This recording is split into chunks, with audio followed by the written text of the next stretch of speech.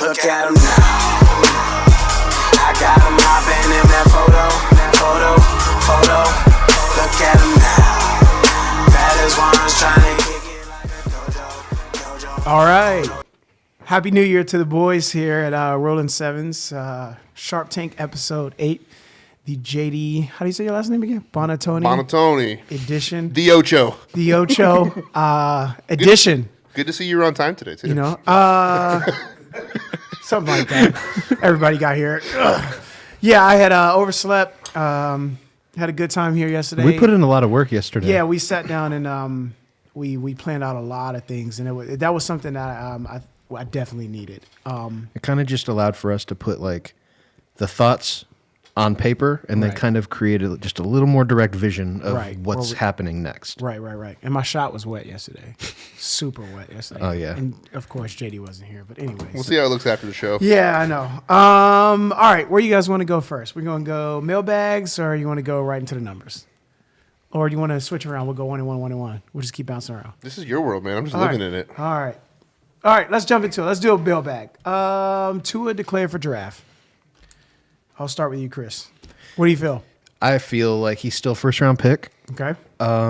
Teams are going to have to check their injury boxes, and it's going to take some team to fall in love with him to spend a first round pick on him. Okay. But specifically with quarterbacks, you don't really find that talent outside of the first round. So, and you also want that 5th year option. So he's still a first rounder, or the 5th year option. He's still a first rounder, but you know he's not going to be in the top 5 anymore. Based on you're saying bottom of the first round. 15 is probably the window.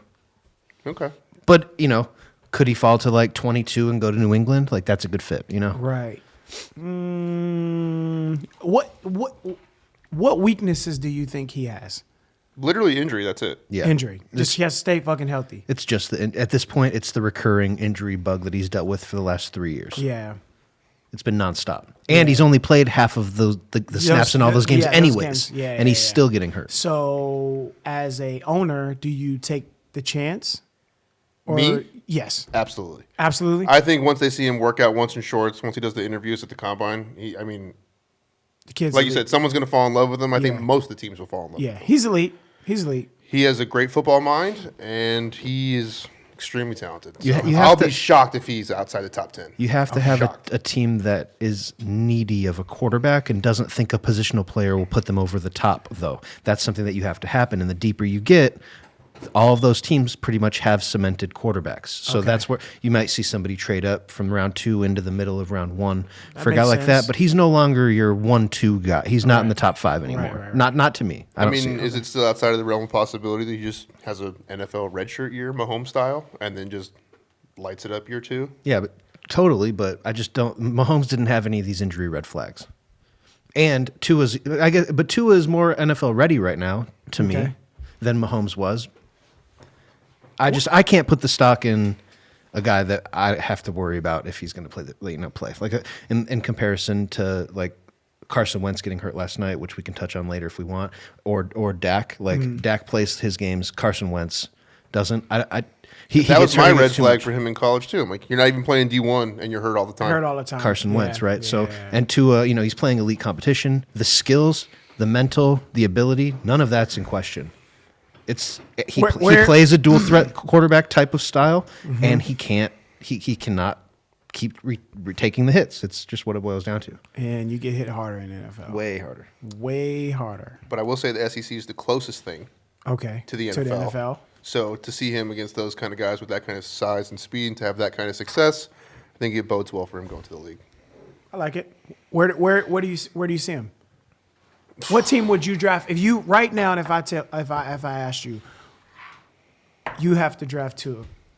Where are you putting him? Like, what's the best fit? Yeah, the best fit for him in your mind right now, today. I think everybody's best fit is Dallas because I mean they have everything, and it's a fresh slate. New coach, and there's none of those old school loyalties, any of that stuff. No, that makes sense. I like that. That could work. It definitely could. I don't think Dallas is going to be in a position at wherever they're picking, which is 17. I don't think they're going quarterback there. They're a team that feels like they can win with Dak and adding another first rounder around them. You got damn near 5,000 yards this year. It's not like something they need. Right after that, at 18, the Dolphins pick. I think that's a great spot for Tua. Okay. I don't see him sliding past the Dolphins at 18. I'm in the minority here. I think Burrows is the third best quarterback in this draft. Yes, He's easily number one for me. I like Herbert ahead of him. I like Tua ahead of him. Okay. Yeah, that makes sense. I've got a stat to pull up real quick about that. Okay. Just give me 2 seconds. No, take your time on that. I was late, so. All right. So, and this is a shout out to Steven Gorshek from Sports Chat. Okay. He did a throwing efficiency rating that he graded himself. Highest percent of attempts resulting in QB fault incompletion. Okay, QB fault incompletion. Right. Okay. So it was a bad throw. Right. Bad throw and completion. Joe Burrow was 6.3%, easily number one. Number two, Jalen Hurts, 11.1. Two was 3 at 12%. Jake Fromm was 1, 2, 3, 4. Oh, Eason was 4, Fromm was 5, Herbert was 6. Jordan Love was 7. Those are all the top 7 quarterbacks in order of bad throw percentage. Okay. My problem with Burrow is that he refuses to slide, and that will not work in the NFL. That's what I was going to say. We're talking about Tua worried about being hurt. Yeah, Burrow's going to be hurt all the time if he's not sliding. You got to move. You got to be able to move around and see things. You got to be able to feel it. Don't you know think? what I mean? Don't you think that he's putting it all on the line for his college to win the national championship, to win the Heisman, and then when he gets to the pros, don't you think that that's something that he'll probably incorporate? I don't know. I don't know, man. You're risking your NFL career right now. You gotta listen. Those things you gotta really pick up on now, because here's the thing: when it comes to NFL, I mean, obviously you guys know the game is 10 times faster, so you have to adjust. Not your normal college workout, your normal college routine. Now you step up to your eating, it's everything. It's the mindset. It's learning the playbook. It's spending time with the players. It's everything. And then on the field, as far as the physical aspect, bro, you got to be able to move. You have to. I mean, you see Lamar Jackson, you see these other guys. I mean, obviously these are totally different quarterbacks, but brother, you got to be able to move and slide and dip and break a tackle and stiff arm a guy off of you and switch hands with the ball like Mahomes. And we knew that about Mahomes. Like, we knew he had that in him. I knew that was in him. When Mahomes I wasn't worried. when he wrote that open letter before the draft, that's when I knew he was going to be legit. Right. He said that he knew he didn't have it all together yet. He needed to learn. He needed to be a guy on the team before he could be a leader. And right. He wrote a really, really great thing before the draft. And I'm like, this guy's, if he was like projected like 15 or 16, I'm like, he's going top 5, top 10 for right. sure. No, and looking back in hindsight, I think if that draft was done over today, he'd be the number one pick. Not even close. Yeah, absolutely. He's good, man. I do think that might be Burrow's biggest asset, though. So he already graduated, so he's been living like the NFL life this past year. Yeah. So he's been doing football football, all day. His classes are like weight training. It's football. It's film study. That's how he'll do well. It's just you got to be, and also, your agility has to. I don't subscribe to the notion that he just came out of nowhere either. Like, he was a 5-star recruit going to Ohio State. Like, he got to go to LSU. Like, you don't get to go to LSU and play quarterback if you're not highly regarded. You know, and it takes Urban Meyer doesn't want you if you suck. Yeah, exactly. like he is legit, and dude, I haven't seen somebody like feel comfortable in the pocket like that in college in a while. Like, I can't even think of somebody that has that. I mean, I think we poise talked in about a game pocket. on the last episode. It was the game against who? I can't remember. Who they just play? They whooped up Ohio State. Yeah. Yeah, he had a nice jump pass in that game that was beautiful. I think Joe Burrow. Yeah, he's nice. All right, we'll jump over to we'll just go 1-1. Well, Lakers yesterday. I know the three of us were talking about this yesterday, and obviously the first half had 32% on the +9. Obviously, we looked that up on Sports Insight. Shout out to Sports Insight, and JD hit us up, and clearly we saw what happened there. The 9 pushed. I mean, how sharp is?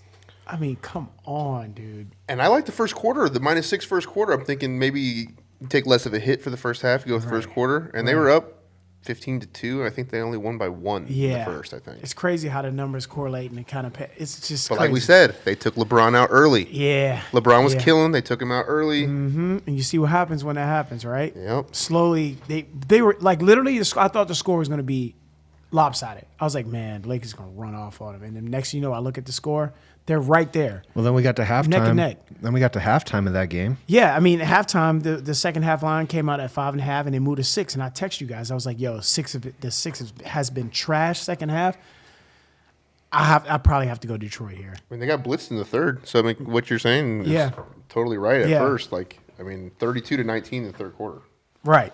I mean, and y'all both saw my lean that I definitely leaned plus points and the under. I liked them full game for a reason. I was like, dude, they're 15. I'm like, man, no one's gonna bet that 15. And then I kind of like looked at the first half numbers when I got to the studio yesterday, and I was like, nah, they're not gonna let them just smash them first half. Second, they're not. I just didn't feel it. I didn't feel it. You know, especially looking at the actual numbers when we actually went into Sports Insight and I saw the 9 and I saw how much it moved around. And obviously we saw a few books that were just totally off. Yep. As if we saw that 2.5 the line. 888. Yeah, that the was 888 the Cavs. Sports or whatever. Because they basically just stayed true to the full game number at the half. Yeah. Correct. Yep, that's correct. So, and think about this. That game was that close. Mm-hmm. Second most blocks in franchise history. They blocked 20 shots last night, and it was a 7-point game. I didn't know that. Yep. Yeah, they were talking about it. Dwight had a monster game defensively. Listen, I'm going to say it Anthony again. Davis had 8. I'm going to say it again. They're playing. Listen, they might not be covering spreads, but they're winning, and they're playing elite. Like they have 3 big men that are playing like they're in their prime. help literally every single other team they're playing great basketball. I mean, you got Dwight Howard coming down the lane, catching the ball at the free throw line, taking one step and just dunking the ball. Somebody mentioned it today that Dwight Howard got added to the dunk contest. Yeah. Dwight Howard to the dunk contest. Yeah. So I mean, he's having fun, and it just seems like they're all having fun over there. The thing with the Lakers is they're so good that like they kind of get to pick and choose how much they win by. That's scary. It's a scary thing to think about. Yeah. They're so much better than everybody. Well, they blitzed them in the teams. first quarter. They took LeBron out with like 7 minutes left in the first quarter. Wow. Like, bro, he played 5 minutes. He was like 5-5-4. And then what happened? Wow. They only won the first quarter by 1. 23-22 at the end of 1. And then he, like, usually he doesn't come in until midway through the second. Yeah. Did he start the second quarter? Started the second quarter. Right. And what That's they do, crazy. they won that quarter by 8. Push on the 9. Which jumps into what we were just talking about right now. And the Cavs, this first half score was 64-48. Cavs down 16. Second half line was -2.5, and the 107 second half over under push. How crazy is that? So the second half score. Okay, no, I'll say this again for the people that didn't catch what I just said. The first half score was 64-48. Cavs down 16, and we've talked about this in previous episodes. When the Cavs are down, I think you guys should start, or I think everyone should pay attention to these type of games, especially the Cavs. When we said this before, and I can't remember what episode, when the Cavs are down, pay attention to them second half because they rally and they fight back. It's not just them. It's a lot of teams that do it, but Cavs, I have on my radar when they're down. I was shocked. They actually they were down 20, right? At half or 18? 16. Okay. They're down 16. They were down 20 at one point. Mm-hmm. They had a 2-point lead in the third. Right. They erased the entire thing. Yeah. Dante Exum, I believe, was 100% from 3. He was 90% from the floor. Crazy. He's had a resurgence since he got traded. Finally. Yeah, he looks like the 6th overall pick now. Yes, they said that on ESPN. Did they? They said that on ESPN. Real? Yeah, I wasn't watching ESPN. I rewatched me. the games yesterday, and they were like, "Oh, he looks like the." They were like, "Oh, he looks like the pick that he came out." You know. I was from Australia. Yeah. So, and the -2.5 covered second half. Guess what the final score of the second half was? 52-55.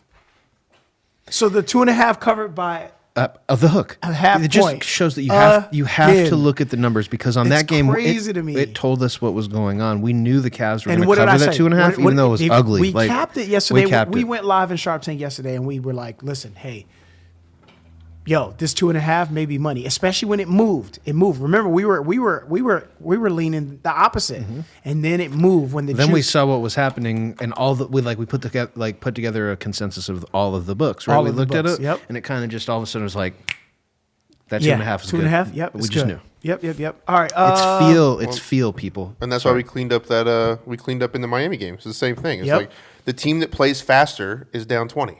Yep. It doesn't. They're going to be jacking, and they're shooting 11% at halftime, which again, or 17 or whatever it was. Which jumps into basically, another thing I had written down here is Miami making it look easy. 3 bench players, double figures. Dragic 29, He was Hero 11, and Johnson had 12. Listen, I'm gonna say this one more time, and I've said this probably the last 3 episodes. I think we need to literally pay attention and start taking Miami serious. This team is really, really good. Not just from a numbers perspective, but I'm just talking about, let's really think about this. And I've broken this down. Klay Thompson on the wing, right? I'm just talking Golden State Warriors right now. I'm having a flashback right now. That's the pinnacle of Duncan, like the ball moving, right? Hero. Duncan And Hero Robinson, is Tyler not scared to shoot on like I see this guy bring the ball up the court and he will literally stop and just pull up. Well, he's not afraid of like creating the shot or having the ball in his hands. And honestly, with a guy that's 6'8", 6'10" in his face, he's still shooting the ball. It's crazy to me that this kid who is 19 years old has that much confidence and he strokes and that. it's not like he was the number 1 pick either. No, dude. Like this He's Miami good, team man. is honestly, in my opinion, it's like the deepest team in recent memory. Like It's scary. 1 through 13 is about as good as it gets. Like even like guys like they were nobodies last year, like Bam Adebayo, Right. huge year. I mean, Kelly Olynyk resurgence, Miles Leonard, Derek Jones scored 19 Bro. last night. Kendrick Nunn undrafted. These guys are elite. They got James Johnson back. Listen, Dude, even Jimmy Butler didn't even play last night. I'm not. it's next man up. They listen, have 13 Or guys. Deion Waiters, which No whatever. Waiters, no Jimmy Butler, and No Haslam, no Olynyk last night. yeah, and they still And they walked over Portland. Yeah, walked over him. I mean, don't get me wrong. Dame went off last night. He was shooting shit from all over. But at this, You're excuse me, seeing C.J. McCollum's value though. No, Yeah. no C.J. Like you take Jimmy Butler out, the Heat can still dominate. You take C.J. McCollum out, Portland has not looked yeah, very solid. that's because of the shot selection of Dame. Like you know what I mean? Like, don't get me wrong. I know he can hit those, but like I feel like I don't know. Watching him sometimes, I'm like, bro, you can be so much more prolific in the game if you just. That was the worst I've ever seen Carmelo play last night. I think Yeah. that it has to Oh, do his with shot I think it has to do with the looked awful. pieces around him, What was man. it? What did he finish? 3 for 11, 0 for 4 from 3. Yeah, It he was didn't. horrible. It's one He of the didn't worst look good games he's last played night. since he got back. But I could kind of see it in the game though. Like I could, you know what I mean? Like you could just like I watched the highlights of it. I condensed the game last night. I was We were watching that one here. Yeah. Dude, the takeaway I had from that was how well Miami moved the ball. It seemed many like assists did they have? it seemed How like many every assists did they have last 15 year? As a seconds. team. It seemed like every 15 seconds you were nudging me like, bro, look at Dragic, look at how the ball's moving, right? Like Dragic like, is- like, he- dude, it would just he- be Miami had 34, Portland 21. tells the tale right there. What did we say in the what did we say in the last episode about Miami? What did we say about that? If they swing the ball around and, They're gonna and find people open are shooters. people are forgetting this number one thing about Golden State Warriors. When they average 25 to 30 assists a game. They don't lose. So yeah, this team's scary. Like you said, how many assists you said? 34. 34 assists. So for you young ballers out there, you college players, you high school players, you middle school players or whatever, sharing is caring. And when you share the ball like that and 34 assists, that is amazing. That is like genuinely amazing, especially when you got guys like Hero and Duncan. Well, they got shooters spread all Robinson. over. And they have ISO players too. Yeah, it's just crazy how they Dragic had like the quietest 30 and 10 like Ever. last night. ever. Like literally, you were like, huh? He had 30 off the. I don't think he started. No, he but came off the bench. He had he 20, shot the ball really well, He 29. had 29. That's crazy to me. And he shot the ball really well last night. Like he was really dynamic in that game last night. 7 of 10 from 3. That's crazy to me. And like he said, solid. And this is one of those teams every day I check their box scores. Just Right. and because you never know where it's going to come from each night. Like Jimmy Butler could score 5 or score 30 or not play. Or 0. Or zero. Yeah. And then they're still out there covering 5, 6, 7s. Like, I Right. mean, these guys were dogs all year. Probably not anymore. Huh? no. All right. Tom Brady odds drop. What do you guys think? That's the next mailbag. Go ahead, JD.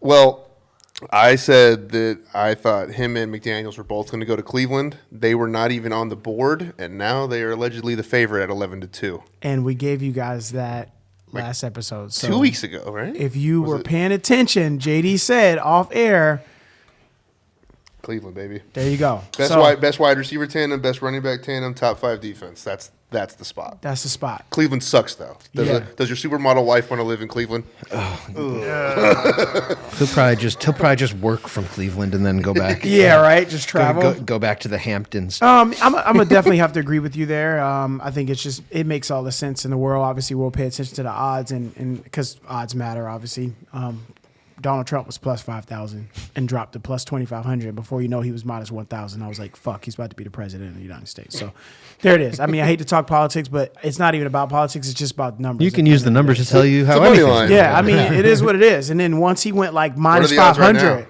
I don't even know. I'll probably have to check. Check on Wager and see if there are odds for the president. 2020 presidential odds? Yeah. Let me see. But yeah, I would say also I think the Chargers have a really good shot with Phillip Rivers being on the way out. Being in LA is big. Their stadium's trash though, so that's a negative. Yeah, but aren't they moving into the new one? I don't think they're gonna be ready yet. This year. I don't think so. Okay. But if he's on a 5-year plan, then maybe it makes sense. But someone said the Raiders. I don't see. I don't really see that. But I don't see presidents. Tom Brady to the Raiders. Huh? It's on Betfred, not Wager? It's not on either of them? I'm sure I got one at home. I'll look when I get back to the other office. Memphis. Vegas stopped playing with me plays. We got a little thing I do on my wall. We are 15-4-1 last 20. With Vegas stopped playing with me plays. Basically, what I do is I kind of wake up and I look at the board with one eye open and I just kind of find one game on the board that just kind of stands out to me. I saw the -7 favorite by Suns, and I was just like, this is a little disrespect. The line should have been probably, I want to say, 3 at best, 2.5. But to put it at 7, I was kind of like, what? Like, are you guys not paying attention to when Memphis is a dog off a back-to-back as a dog? And these are the type of things I pay attention to, and I actually wrote it down. Previous games, I'll give you guys a stat. This is why I took Memphis yesterday. We took Memphis +7 full game, disrespectful line, like I just said. Previous baskets were assisted. So when their previous game baskets are assisted 70% or more, they're 13-0 against the spread, covering by a margin of 8 minimum. And yesterday, the game before's game blowing out the Clippers was easily a 70% over. So was now you see how correlated everything really is. Well, and now we're starting to see when people say, because honestly, I ask myself all the time, I'm just like, man, how do they do this? But they were trying to trap people into the Suns off of Memphis being on a back-to-back and having an emotional letdown. Clearly. But I just gave when you Memphis guys, is better than. Yeah, I mean, when their previous game are assisted 70%, they're 13-0 versus 13-0 against the spread, covering by a minimum of 8. Both dogs, both time this year. It's only come up twice this year. They were both dogs in both of these spots, and they beat the Suns by 7. Well, I got to thank you guys actually, because I was at halftime. I'm thinking 7-point favorite, down 5 at the half. That's what we've been pounding into people's heads. It's a good time to get on Phoenix, I was thinking, and you guys talked me out of it, and they ended up losing by 7 straight up. So it basically becomes Phoenix money line at halftime. What was the second half line? 5.5. What was it? They were down 5 is -6. Yeah. So but the opening line was 5.5, and it closed at 7. Correct. It closed at 7. Yes. Wow. So you mean to tell me I missed a 5.5, 6, and a 7 spot? Wow, I didn't even know that.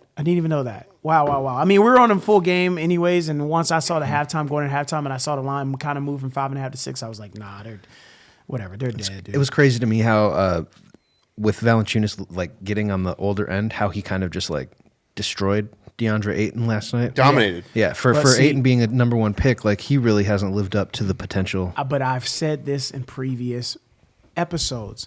I'm not sold on him. On Ayton? He's a great player. I just think he's a cleanup man. But he'll learn. He'll learn how to adjust. He'll learn how to play with those players. He'll learn. And to be honest with you guys, I think, and I put this on Twitter early this morning, Devin Booker's mid-range, I think he has the prettiest shot. It's beautiful. His shot is like... You want to go into what how they blew it? Oh, my gosh. Yeah, I mean, I've said this once. I've said it 100 times. Phoenix made the biggest mistake ever, not pairing Luka and Devin Booker together for 10 years. That was It's easy. I think we said that. Easy. I think you said that in a few of our other podcasts and earlier. I think two. We were talking about I it said it last on night this too. basketball show I used to be on. Oh, okay. But just to backtrack, when Darren was talking about if there's any kids listening to this and watching how the basketball moves, the player that you guys want to watch is Luka because he's got a bag, right? He's always in his bag, but it's different than what you see with Kobe, where like the shot's going up. Right. Luka can score from any place, any position, any contortion, any angle on the court. But guess what happens when the double comes? His vision Fires it to the corner for an vision. open three. If they sag just a little, he'll hit that. The ball's Yeah. going there. It's Yeah. crazy. It's so much further advanced Dallas than is- most of these teams are playing Dallas because is he's scary so much too, better. man. If they can get some things together and just stay healthy over there, they look good. I had to get my weekly Luka plug in. Yeah, 7 for 7. So I gave Albie some slack yesterday. Obviously, he's a Clipper fan and I'm a Laker fan. And Time out. Clippers are on time out. 2 weeks. let's just be honest, buddy. The Knicks almost beat you. All right. What's up with these first quarters? By the way, the Knicks played awesome last night. I mean, I don't know if you guys paid attention to it, but they played really good last night. Morris had almost 40. Yo, like he was. RJ Barrett finally looked good too. Yeah, he looks good. He's had a rough couple weeks. You know man. what it is I think he just needs to stop thinking and just play basketball. That'll come. You know what I mean? And like last night, I was like, and I had high hopes for him. I think he's really good. He had a great start to the year, I but think these last he's good. couple of weeks he's been single digit like 6 times. Yeah. For a pure scorer, that's Yeah. Well- Last night he was like, It's just that thing, man. man, I'm play- taking this to the cup. You play And I was 30 like, games. I like this right now from him. Like he was hitting threes. He was very aggressive. He was leaning his body on his defender, leaning in to get the foul with the and ones. He was past. I was like, yo, this is how you should play every night. You're in the Garden, bro. This is how you should play every night. You play for the Knicks. Yes, they suck. We all know they suck. We all 11 know power forwards. they're not doing anything. But it's like, get your money, bro.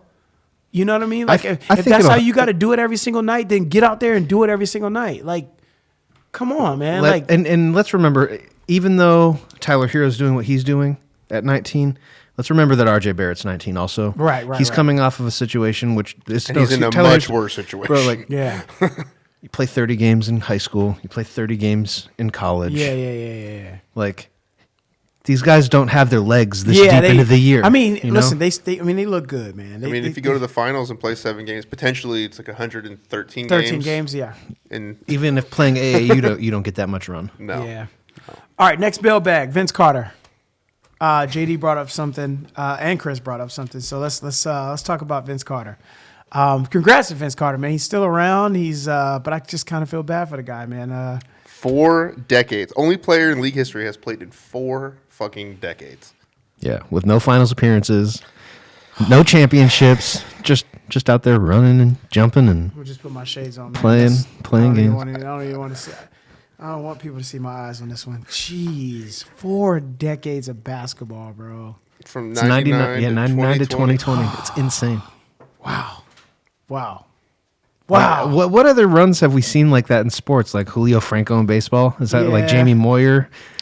Well, Doesn't happen in the NBA. Not to be the hater, but like Kobe played the same amount of seasons. Yeah. The timing's just off. Timing's just off, yeah. yeah. But to go through 4 decades and still not, Yeah, like, but it's kind of Kobe's career was Yeah. like a couple tiers up above. But I'm saying it's the same amount of time. Time- Yeah. So amount of like time, we're yeah. giving Vince Carter this longevity credence, but it's really the same amount of time. Same amount of time, yeah. Kareem did the same. right. Okay. Jordan did the Even same, Jordan. but not the same amount of seasons. It was over the same time period. It was like 22 years or whatever. That makes sense.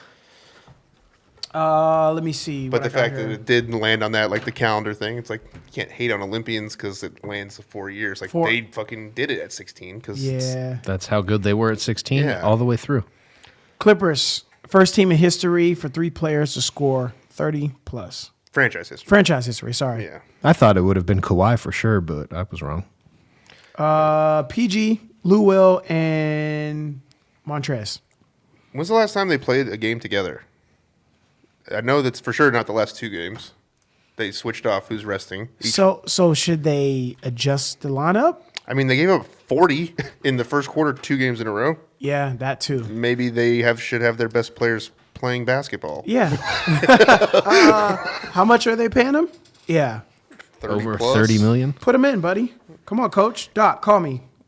JD and I and Kristen, we'll put your lineup together and tell you. Do you guys have any idea how much shit LeBron would take in the media if he took every 3 games off? Oh my gosh, they would never shut the fuck up about it. Well, and Doc Rivers just gets a pass. Like we'll see him in the playoffs. Well, they can do that. That's fine. But we're doing what we're doing because we're like, And y'all lost to Memphis, so. But that's what's crazy about it is certain teams and certain players can, and certain teams and certain players can't, depending on location and depending on how popular that.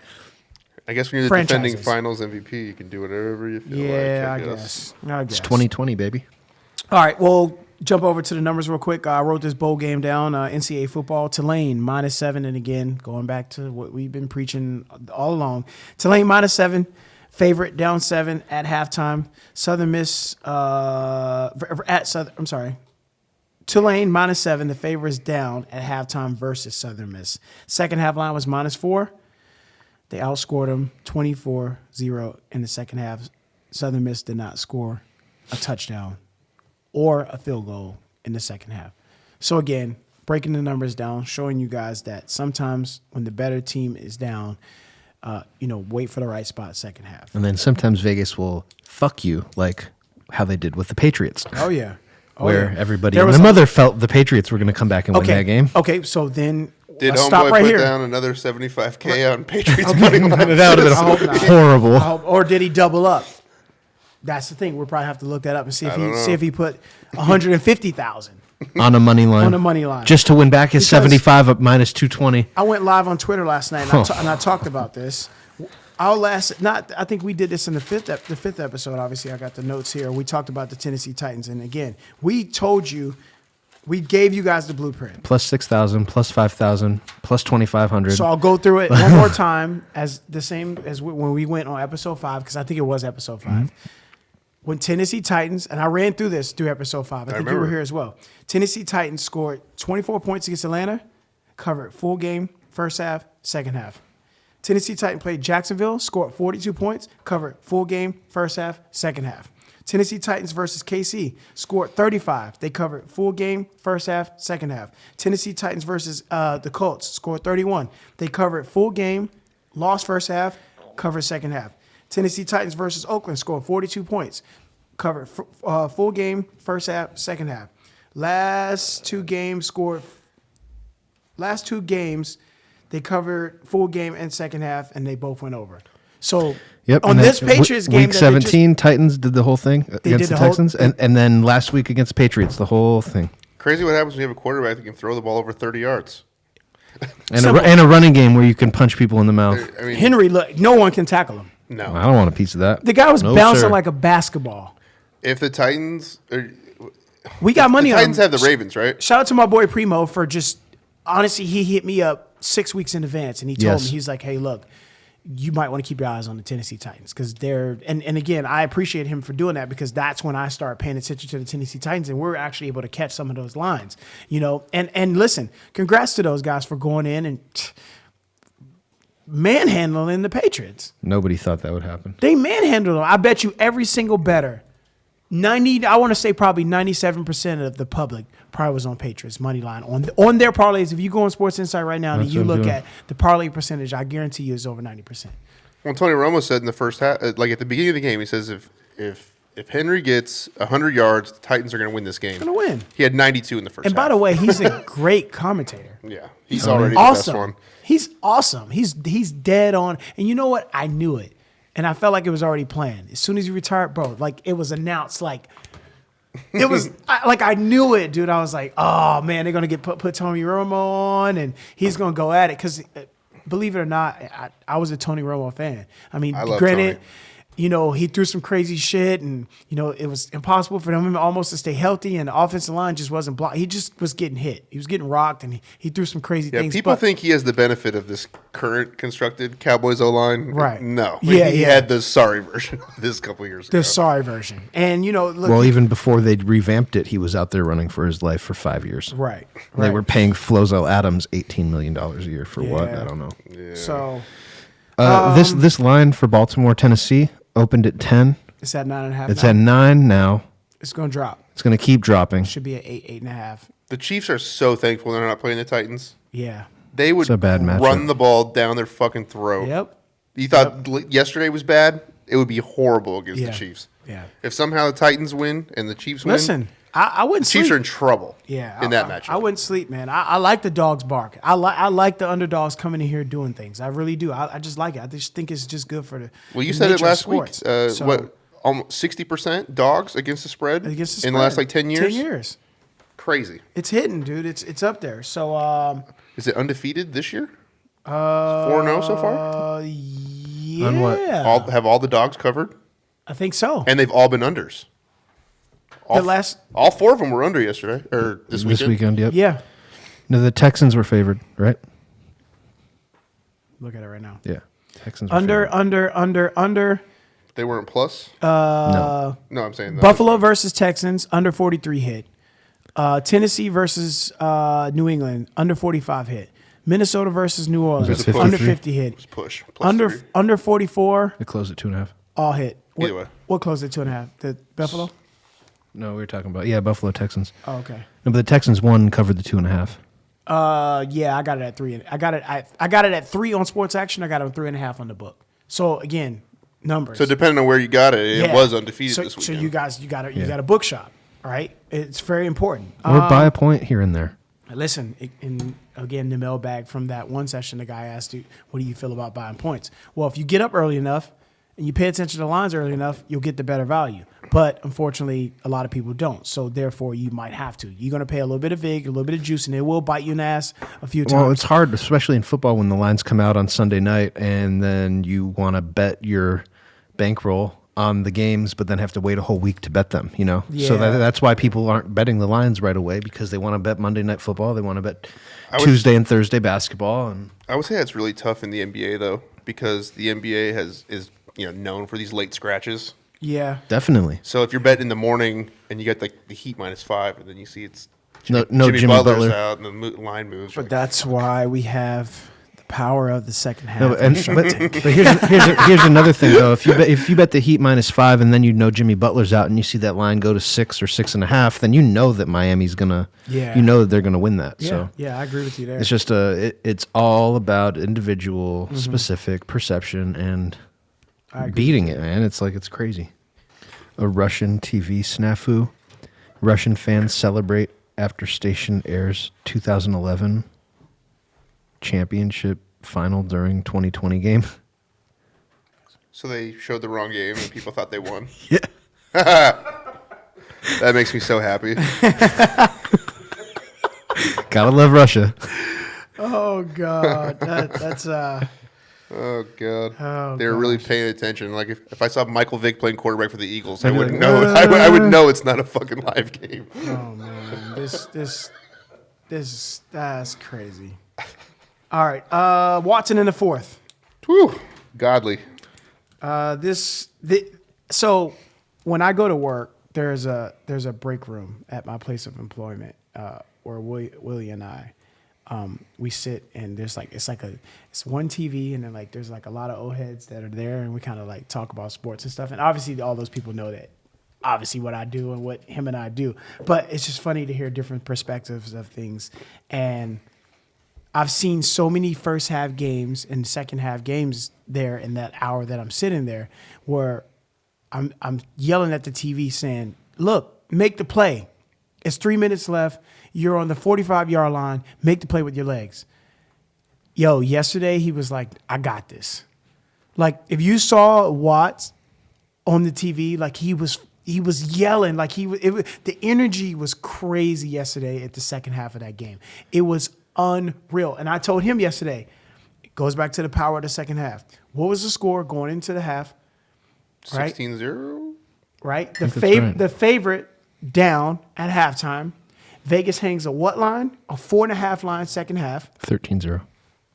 And what was the final score of the second half yesterday? 22-19.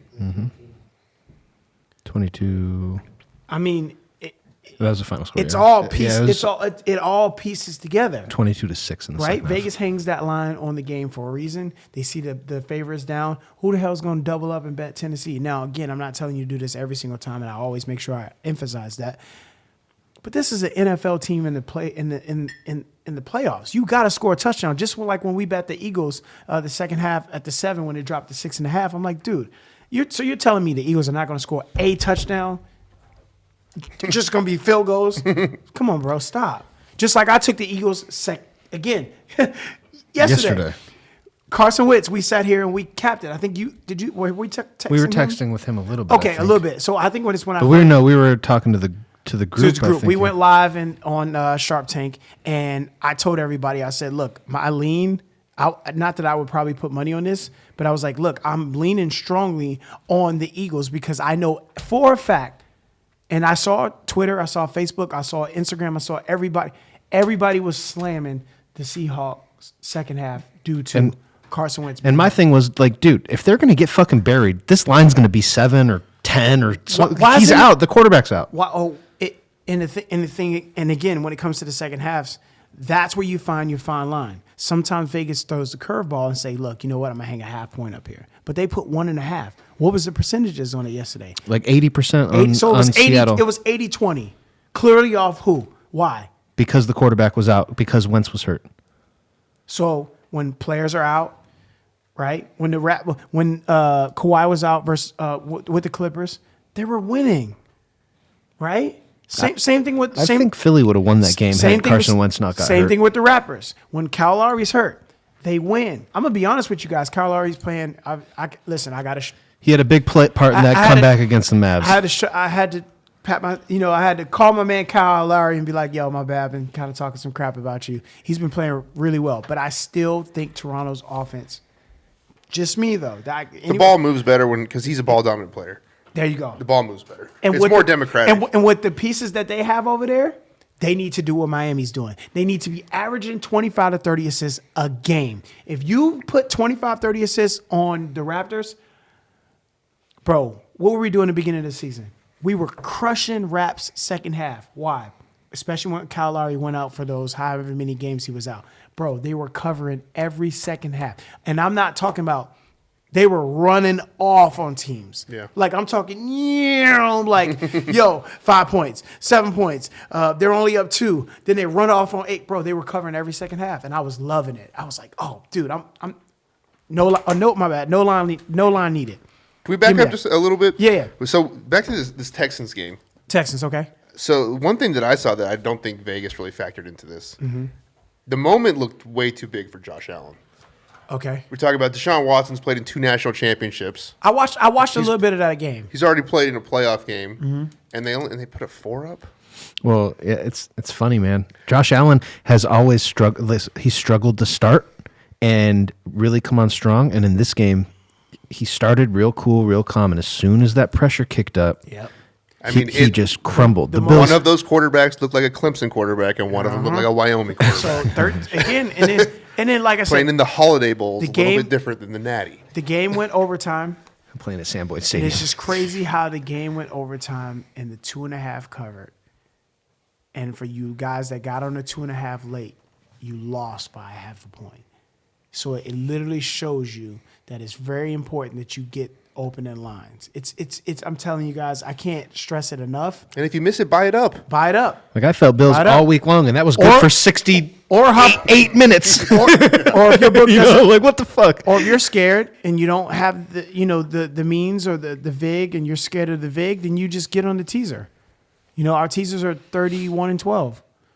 They've been hitting for 60 or more percent the last 2 years. You can put a 2-team teaser together, buy 7 points in football, and it's minus 130. It's a straight bet. Like it's cheating. I love it in the NBA.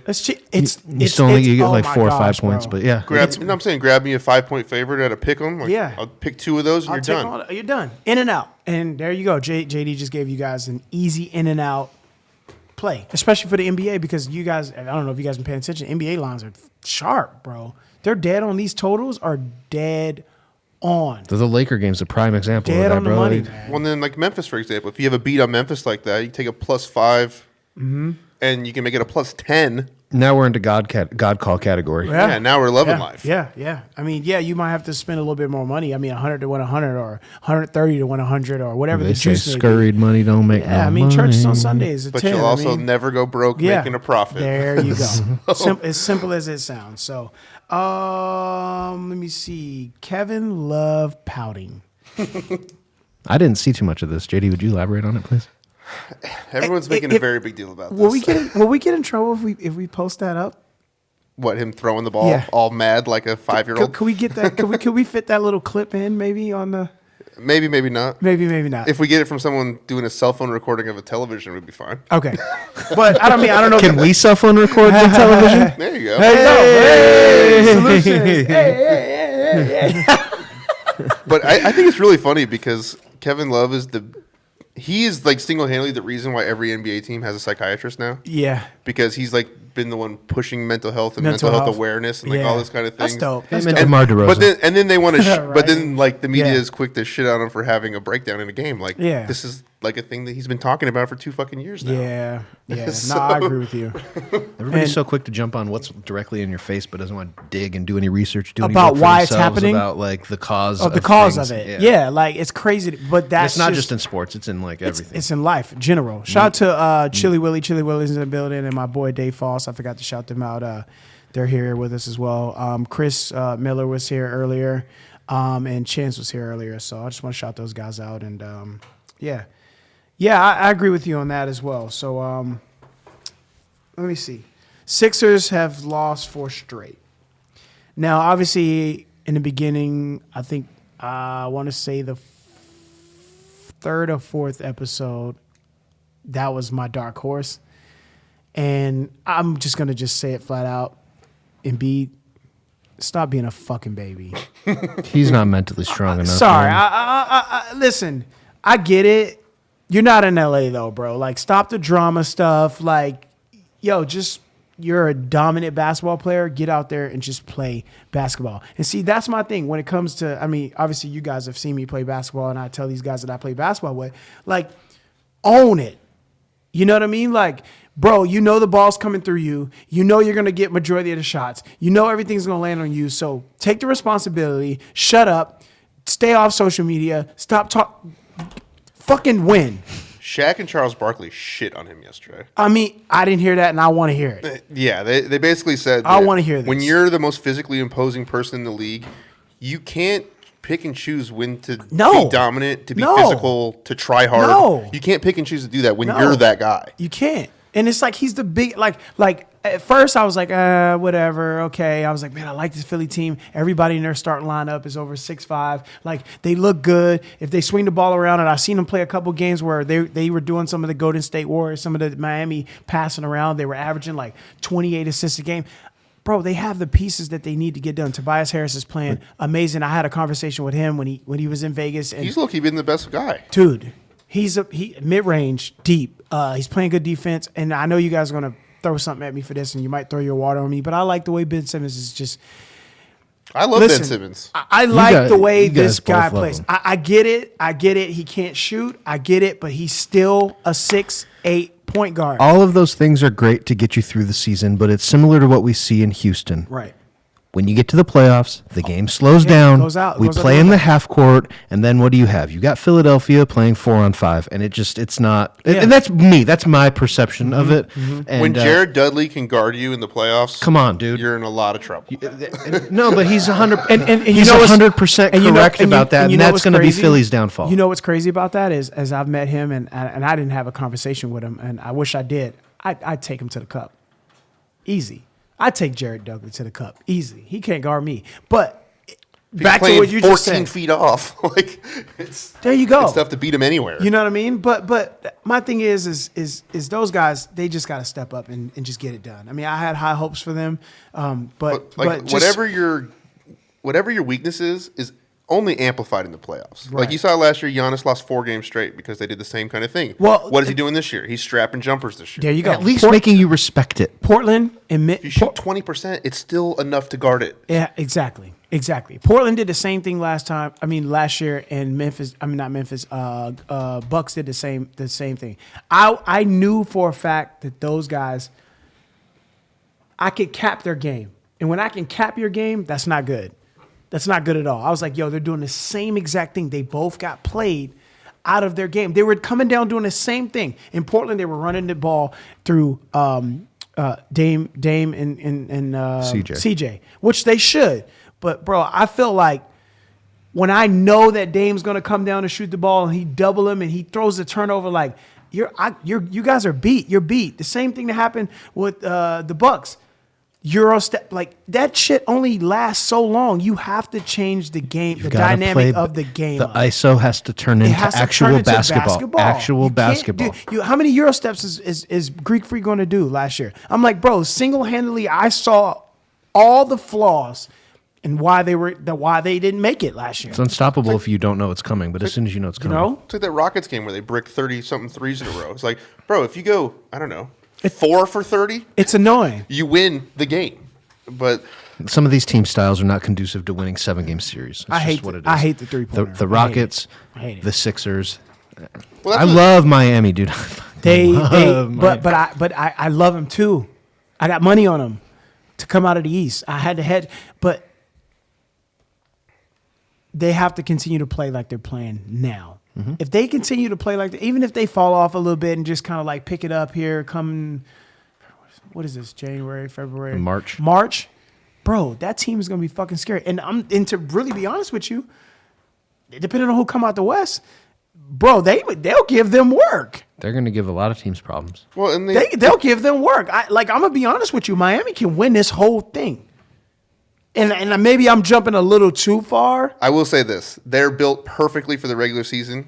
Mm-hmm. Playoff games, final games, star players are what matter. Okay. That makes a lot of sense. So, like, your depth, that's why you see teams with, like, they'll struggle in the regular season. Right. Because they don't have a lot of guys. Right. So, the toll of 82 games. And I'll get a lot of slack for that. I'll give some people will fire off at me for that. But people say the same thing with the Lakers and Clippers matchup. Like, they're 2-0, right? Clippers have beat the Lakers twice. Yeah. You really think that they're going to win a 7-game series when they got to play 7 Laker home games? You prepare for teams differently. You can game plan differently. 7-game series different than the regular season. With the Heat, are we going to see Bam Adebayo? Is he going to maintain that next tier superstar level? Like who else is going to punk him? Or is he going to get punked? And, like seriously, like we don't know. Step up like the kid from Toronto, Zakam, or whatever his name, Siakam. Yeah. You know what I mean? The kid came out of nowhere.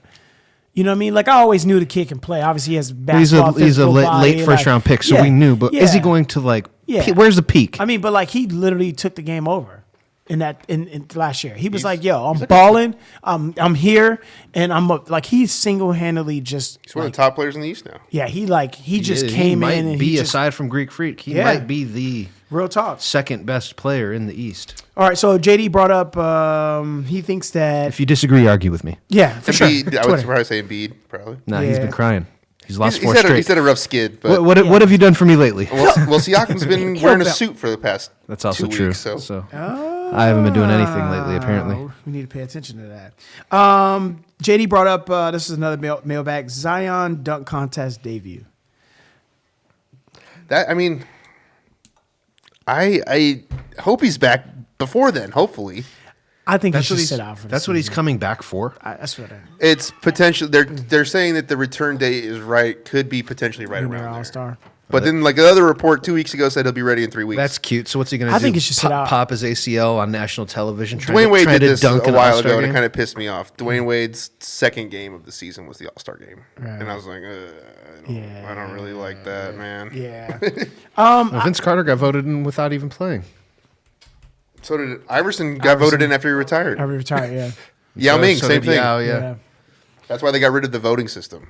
Yeah, because that's just now you've got what's his name? There's 3 criteria. Taco Fall is now number 4 in the East of big men, and he's played it. He plays 3 minutes a game. So, what about him? He's in too. He's like number 2 point guard. Yeah, really? And hasn't played. That's why they got rid of the voting thing. It's only worth like a third now instead of all of it. Okay. Yeah, it's like there's 3. It's the media vote, the fan vote, and player vote, right? Yeah. Wolves collapsed and still won. I watched highlights of those guys last night. That was the ugliest third quarter I've ever seen. I would have to agree there. That was horrible. I don't know, man. I don't watch a lot of Wolves basketball. I don't really pay attention to that team either, but I don't know, man. That's like a weird thing over there. Like they're so inconsistent. No Kevin Love, and there was a 34-1 run. They were up 18.5, and went down like 11. Like Let me look this up. It was horrible. Because this is just atrocious. I just think that everybody in Minnesota was a little helter-skelter after winning against the Saints. Nobody really believed that was going to happen, I don't think. Except for Jay Batista. Shout out to him. -6 full game line on the Wolves versus the Cavs. And they won by 18, 17, 16, 15. They won by 15 points. They covered the first half. Clearly, I thought the over was going to go over too. It looked like it pushed at 107, depending on what line you got. But the score was, I thought I wrote this down, but I didn't. The score was 64-48. Yeah. Actually, we did talk about this, I think. Yeah, 66 to 48. Yeah. Oh, was it 66? It was 18 at the half. 66. Sorry. Oh, so I was off. Okay, so they were up more. That's why you were saying I said 16. I was off a few points, but they were up. And that's the caption. T-Wolves blow huge second half lead and hold off Cavs. Oh yeah, by 15. Yeah. And who said to pay attention to the Cavs when they're getting blown out? Choco. Sharp Tank. Yeah. At one point in the third, it was 90-65. Come on, dude. Dude, they scored 50. They scored 59 points in the third quarter. It's crazy. And the second half still pushed on the total. And when that happened, so it's a 32-4 run in the final 4 minutes of the third quarter. Wow. They scored 32 points in 4 minutes. 4 minutes. Now, Dante Exum 4 for 4 from 3. Now, as a better, those are the ones you're waiting on. Like, yo, I need this over. You know here it comes. So, keep going. Yeah. All right. Let me see what we got here. That's pretty much all I got for number wise. This one's gonna be really funny. So LeBron, if you're out there and then hopefully you tune into the podcast someday, I'm gonna tag you on this one. This one airs. You know what we should start doing? We should start tagging those guys on Facebook. Oh, I mean on Twitter. Definitely. See if they'll even pick. Especially when there's shade involved. Yeah. Because then they'll get mad and comment, and then it only helps us. Yeah, of course. That's what it's about. So LeBron fake You can blocks. piss off Rudy Gobert. It's great. I actually met him, and he kind of told me that this was this was like 3 years ago, and he told me, he's like, yo, we got some pieces coming, and stay tuned. And that was right as Gordon Hayward moved on from there. There you go. And they had drafted Donovan Mitchell, I believe. Yep. That sounds about right. He did. I don't know your timeline, but yeah, that sounds about around the time. When Gordy left, he did a selfie video. There's Drake's No New Friends plan. Oh gosh, are you serious? Yeah. That's awesome. That is awesome. So yeah, LeBron fake blocks. What do you guys feel? I like it. I think it's funny. I think it's when I first saw him do it to Rondo, I was like, what is he doing? And then I sat back, I was like, yo, that is the funniest shit ever. I thought he was like, yo, throw me the alley hoop. Like, you didn't throw me the alley hoop. So he was like, you know what I'm saying? Like throw the, you know what I'm saying? This is a highlight reel for me because they both were on I think it was like a 2-on-1, 3-on-2 transition. I was like, yo, yeah, throw the alley hoop. But he laid the ball up instead. But I just think it's funny. It's like funny to me. It's going to be really funny until Game 7 of the Finals he actually blocks somebody. Or no, dude. Like, but I don't think he's going to do it. I'm super old school. I don't necessarily want to see this stuff happening, dude. Yeah. It's going to happen. Somebody's going to flinch and blow a layup, and like it. Yeah. Then it's going to be like, oh, we hate LeBron. Why is LeBron doing this? Yeah. Blah, blah, blah. He's costing his team points. I'm pretty sure that's planned out. Considering he's the scariest chase down blocker of all time. Yo. He's like. Yeah, no, exactly. Like I would flinch. Yo, real talk. I think he is. Like I've seen him bat some shit, and I'm like, bro, oh my god, where did he come from? Souvenirs to the 12th row. Did he just touch the top of the backboard? He did. Like for real. Like I've seen some crazy blocks by him. You know, he's an awesome player. I'd only seen a handful of pins ever until he came into the league. Bro, I remember Michael Jordan did it on the Wizards once, and I was like amazed by it. And then LeBron started doing it like every couple games. Bro, he pins it. Well, when KD first went to the Warriors, he was doing it. And that was scary. You know, we never see KD chase down block. I was like, got a lot more energy not carrying bums to the finals. Well, that Brooklyn team, if they can get it together, I like them without all the pieces. They're going to be scary next year. Trust. Yeah, they're going to be good. So LeBron's son, Bronny, just lost to, how do you say this? Minahan. How do you say that? That 7 foot white dude that's coming out. Chet Chet Holmgren. Chet Holmgren, whatever. Minnehaha. Minnehaha? Minnehaha Academy. Apparently, I mean, they're mostly a slashing team, and they put a 7 footer down there. They couldn't really do much, apparently. But bro, he's not just a 7 footer. Yeah. Okay, all right. I just want anybody at home to know. I haven't seen any. That gives the truth. Y'all need to Google or YouTube Chet Holmgren. He is a high school center ball handling strappy prodigy. He's the first point center besides Joker I think I've ever seen. No, but he's like a legitimate point. He's like Anthony Davis point center, but not, like, is he going to get that good? I don't know. But I think he will. But he's a sophomore, isn't he? I don't think he's even a senior. He's a sophomore, I think. And he's 7 foot. And is this the kid from Chicago? And has a handle and a 3. His hometown is Minnesota. He's class of 2021, so he's a junior. He's a junior. But he already has offers from Arkansas, Gonzaga, Minnesota, Purdue, Texas A&M, and Western Kentucky, and probably 150 million more will probably come in the next 12 months. Yeah. Scary. That's crazy. I got a question for you guys. If you had to take one sharpshooter on your team, basketball, NBA for just one. Right now, NBA history. Prime sharpshooting. You need somebody standing in the corner. 3-pointer or yeah. You want not even corner. You want a sharpshooter. You got one. Who is it? In today's age, or it doesn't matter. It could be anybody. So everyone in humanity gets erased if he misses? No, but yeah. In your opinion, who's the best sharpshooter of all time? Oh, sharpshooter. Like catch and shoot. Clutch. Okay, see, now it's different because off a dribble. All right, see off now, a dribble, it's Curry. Yes, off the dribble is hands down has to be Curry. But if it's off a catch and shoot, I'll take either Clay or Larry. Probably. Yeah, I was going Larry. I mean, I'll even put. Might take Mike Miller, maybe. Ray Allen. Yeah. Okay. I'm partial to Reggie Miller personally. I was good. That was my first initial person. But Clay's obviously today's version. Maybe Larry's never lost a 3-point contest, so I'd probably go with Larry. I was the champion. My first thought was Reggie. My initial answer was I was gonna give you Larry.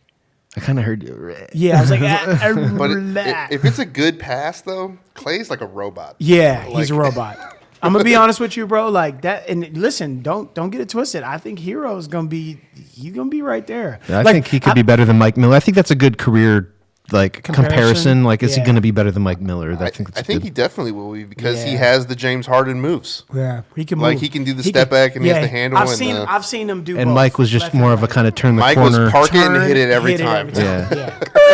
So some of the other guys that we're looking at here that weren't mentioned, KD's here, Kyle Korver, Peja Stojakovic, Stojakovic, JJ Redick. Stojakovic's jumper was just a little. It's a load up. Kyle Korver. Yeah, fast jumper. I'll take Kyle Korver whenever the game's not on the line. Yeah, whenever. Yeah. No.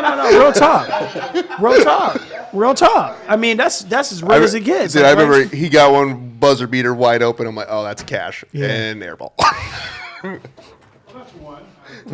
It's just the first thing I thought of. What do you guys? Who do you pick? Shooter. He said Ray Allen. That's because you're a Boston fan. Shut up. You're a Boston fan. Get out of here. Ray Allen's the reason LeBron has 3 rings and not 2, so I love that man as well. Yeah. Huh? No, they're good, bro. They're good. In the beginning of the season, I was having my doubts about Tatum, and he's pulling through. I just think they got to get rid of one of those pieces over there, bro. Jaylen Brown. I think no, hell no. I think he needs to stay. Yeah, but one of those guys have to move. They already moved the guy that needed to move. Well, Kyrie's obviously, gone. yeah. But we need to see those guys all play together, and we need to see those guys do their thing over there. Kemba has to give me 20, 18, right? Who's averaging 20? Kemba. Okay, Kemba's averaging 20. Now, what's Jaylen Brown averaging? They're both at like that 17, 18 range. 17 I'm pretty range? sure. Let's Okay. see. Let's get a. It just has to work. Listen, I'm going to get shot down for this. I am. Fuck, when's the last time the Celtics played a game? I know, right? They got like a week off. No, they just played the other day. Who did they play? They played Away or home? They played at home. They just played last year. There we go, against the Bulls. That doesn't count. No, he lost one on that game. They are +1. I'm looking at it right now. They're +1, and they covered the second half. Because remember, I think you texted me. You said Boston second half. Jaylen Brown's doing 21 a game. Thank you. Tatum's doing 21 a game, and Kemba Walker's doing 22. There you go. So there. There's 3 players in the Celtics that are averaging 20 points. Okay, so he just named all 3. Yeah, but for me, I think Jalen's 21 stands out more than Tatum does. Not lately, but Jalen's doing 52% from the field and 41% from 3 this year. That's pretty fucking impressive. He is dynamic. Life's easy when you're the third guy. I will also say Tatum's been hitting the clutch shots though. The buzzer beaters, the late game shots. I could see Brown's the guy that if he were to leave and be the top guy on a different team or the number 2 on a different team, we might see a little bit of a decline. Like Terry Rozier with Charlotte. Yeah. To me. But Boston did a good job getting rid of Kyrie because now you're getting the same you're getting the same numbers at a much higher, a much more efficient and I think clip. we talked about this in the ball moves. The ball moves. I think we talked about this in episode 2. You got a guy that holds the ball, stagnant, and then you got a guy that is so electric and so fast. It's like I think Kemba's unguardable. His step back's gross too. Like he's just. But there's something to be said for these other guys to be involved. Yeah. Like, look at PJ Tucker. PJ Tucker stands in the corner and shoots threes. And does nothing else. That's all he does. He stands there. He watches James Harden and Russell Westbrook dribble around for 5 hours, and he plays his defense as hard as he can. Like, when you don't see the ball. Yeah. It's kind of hard, and that's why I said you get bored. Yeah, you do. You're bored in an NBA game with millions You're watching. a professional athlete, and these guys are bored. Like I'm wide open, but you're dribbling the ball with your head down 100 times through your legs, and I cut, and you don't see me. Or you draw the double and force up trash trying to get fouled rather than finding the right play. And see, that's so frustrating. That's my thing. So hard to watch. With Harden is that would it's a burner. You know what I mean? It's like, ugh, bro, it's wide open. It's too late now. You know what I'm saying? Like, you got to see it faster. You know, that's why I don't really like that team. But anyways, U.S. We'll end it on this one, unless you guys want to bring up something else. Wait, hold on. Let's talk about this. Who had the second? The Lakers had the. Oh, you brought that up already. Never mind. Sorry, I'm backtracking. U.S. model.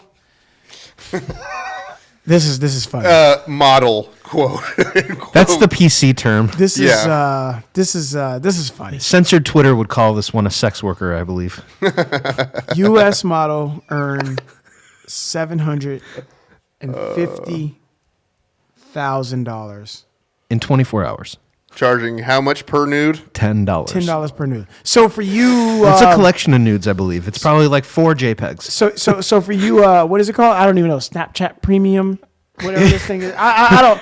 I'm not. You sounded like you were 90 just now. No, what are you kids calling it? Snapchat. What's this thing called there? The chat premium. You know the social network with the horse. Let me get my keys real quick, and we're gonna talk about your premium here, son. Let me carry you here, Slim.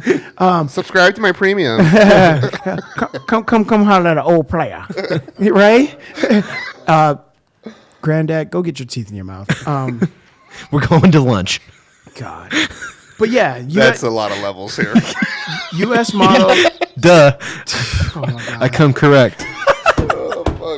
$750K. That is just Yo, at $10 a clip, that's 75,000 people. Yo, that's the most money she's probably ever touched, and she probably would ever. And she's got to give it away. She should have been smart and been like, I'm going to donate half. Yeah, that's what she should have done because she's now got to give away almost $1 million. But you know what? She probably just kickstarted an unbelievable porn career. Yeah, that's also probably true. So the ROI on this is probably going to be really. It's the brand equity, guys. Exactly. Create the brand equity. Right.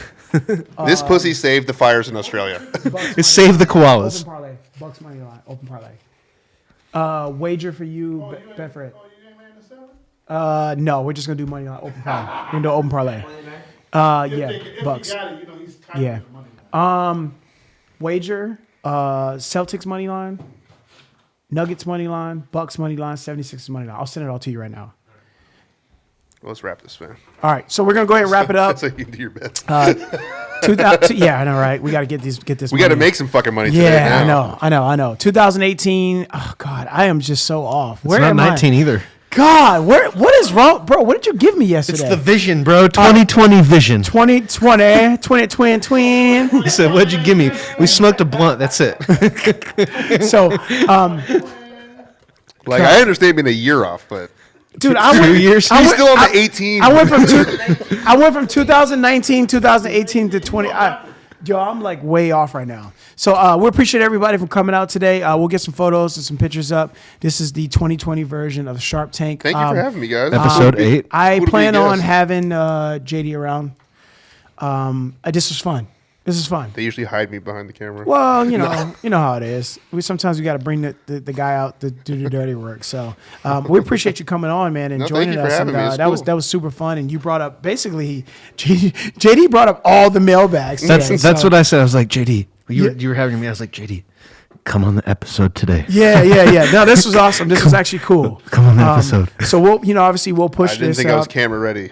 I'm not. But like we push mostly audio. So. Yeah. Nah, it's all good. And for those up there right now, I'm doing an open parlay with Bucks money line on it. So that'll be the first one I open. And you know what? We'll do something different. I'm gonna start an open parlay today, with Bucks money line. I'm gonna put $50 on it. And if I close it before Monday, we'll do a $50 giveaway by the next episode. But you have to tune in, you have to subscribe, and you have to send us. You have to make sure that you're subscribing on all 3 platforms. To be Twitter, Facebook, and Instagram. Or should we just do Twitter? And Instagram? I think what we want. I think a better thing what we want is Twitter. We want Instagram, and we want either Spotify or Apple. Okay, so there you go, right there. I'll do a $50 giveaway for the person that tunes in to the podcast on Apple or Spotify, and you have to check in and obviously hashtag Sharp Tank on either Instagram or Twitter or both. Yep, just basically like a screenshot Just will suffice. Twitter, Instagram, and then downloading the podcast on either of those 2 platforms. And then what's the number that these guys can hit us up? What's our we have a 24/7 hotline where you guys can text us, ask us any questions about sports. It doesn't Do not matter. give me that number. I won't fuck with you guys. It's okay. Nah, and we're planning on people doing that anyway. I mean, obviously, obviously we'll be able to. Well, see, here's the thing about this is new furniture looks great from the yard. That's fucking weird. So the number to this is here we go. 720-664-2092. And if you want voiceovers from Big Stock at Rolling Sevens /Sharp Tank, we've got a guy for that. He needs to do children's audiobooks. Yo, real talk. We got to write some children's audiobooks first. Bluefish. Or you green just fish. real talk. Just do some audio. We do some voiceovers. We can do anything. Get you a reel. Hey, man. The world is my oyster. Rolling Sevens 2020. Oh, I got the year right. Oh, Cabbage Patch. Oh, okay. Anyways, all right. So we're gonna go ahead and wrap it up here because I got a bunch of stuff I got to do, and we are at Rolling Sevens. We appreciate you guys, and I'm gonna end it on if you don't stand for something, you will fall for everything, and if it doesn't add value to your life, I suggest. I always mess up the suggest part. I suggest that you subtract it. We do have merchandise out if you guys want Sharp Tank gear. They're Obviously, fire. I got the Sharp Tank hoodie, the Sharp Tank hoodie on right now. So we're gonna get more merchandise out for you guys as well. And you can contact us via, obviously Sharp Tank on Facebook, Sharp Tank _Choco on Twitter, and Sharp Tank 101 on Instagram, or you can contact any of our guys. Or the hotline. Or the hotline. Yeah, the hotline's easy. And website is coming. That's the next. That's the next. The next phase. big thing. So just kind of keep your eyes on that. And if you guys have any questions about sports and what should we do, or you have questions about audio, about video, you want to start your own podcast, listen, we have everything that you guys need. Only thing that I ask for the people in the world is that you respect, obviously JD and Chris's time. There will be a fee. It'll be a small fee. It's not something that's going to hurt your pockets or anything like that. But, just timing is very important to us. And I need you guys to respect. These guys do a really good job at promoting, Sharp Tank and OGM and the things I have going on. And they do a really, really good job at it. And they put their love into it. It's not really about money for them. It's more about the product and putting out a great body Appreciate that. It's nice. of work. So, and I've always wanted to surround my people around those type of people as well. So we're out. Sharp Tank 2020. Chris Stock, JD, Chili Willy, Dave Foss. We're out. That photo, look at him now.